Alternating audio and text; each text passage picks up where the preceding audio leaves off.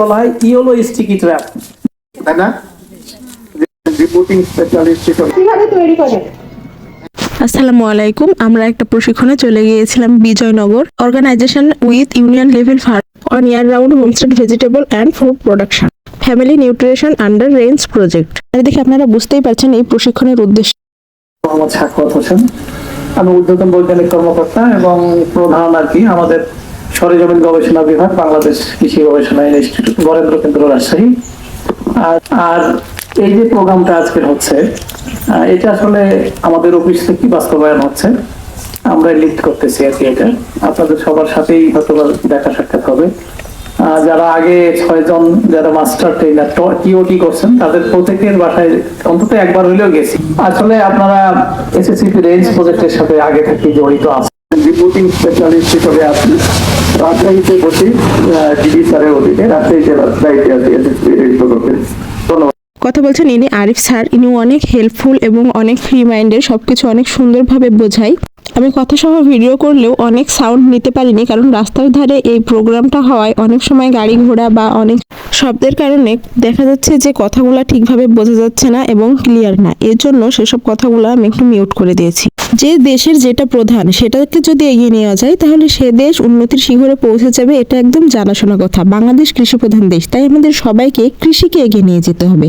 আপনার নিজের বাড়িতে পারিবারিক পুষ্টি বাগান থাকলে আপনি নিজের পারিবারিক চাহিদা পূরণের পাশাপাশি অধিক সবজি হলে আপনি যদি বিতরণ করেন, আপনার আত্মীয়তাটা ভালো থাকলো। আর যদি সেটা বিক্রি করেন তাহলে কীটনাশক মুক্ত পুষ্টিমান সমৃদ্ধ সবজিটা যে কিনলো তারও পারিবারিক চাহিদা পুষ্টি দিয়েই পূরণ হলো। তাহলে কি আমাদের উচিত না যে সবার বাড়িতে একটা করে পারিবারিক পুষ্টি বাগান রাখার? এখানে উপস্থিত সবাই অনেক ভালো মানুষ। আমি ছোট ছোট ভাবে ভিডিও করার চেষ্টা করেছি, একটু ব্যস্ততার মধ্যে ছিলাম দেখে পুরো ভিডিওটা আমার পক্ষে করা আসলে সম্ভব হয়নি। আপনি কোনো জিনিস শিখছেন, সেটাই যদি আপনার আগ্রহ কাজ করে বা আপনি আনন্দ পান, তাহলে দেখবেন যে আপনার শেখাটাও সহজ হয়ে গেছে এবং আপনার স্মৃতিশক্তিতেও আপনি পুরাটা ধরে রাখতে পারছেন।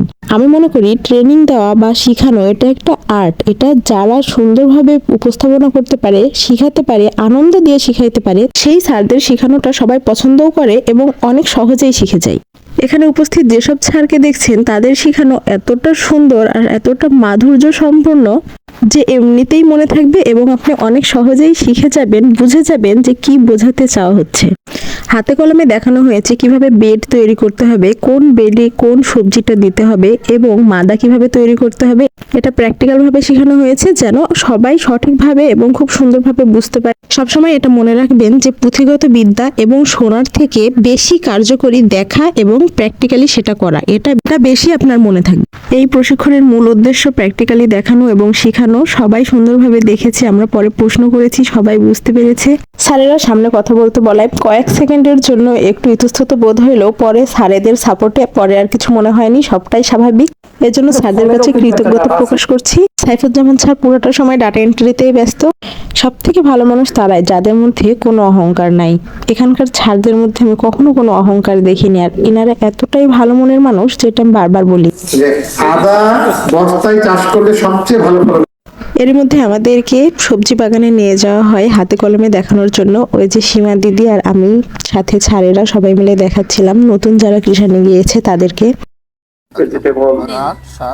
বলা হয় ইয়েলো স্টিকি ট্র্যাপ। তাহলে আমার এই সবজিটা থাকলে আমি খেতে পারছি না। প্রকল্পকে এত সুন্দর একটি আয়োজন করার জন্য আমি খুব মুগ্ধ হয়েছি।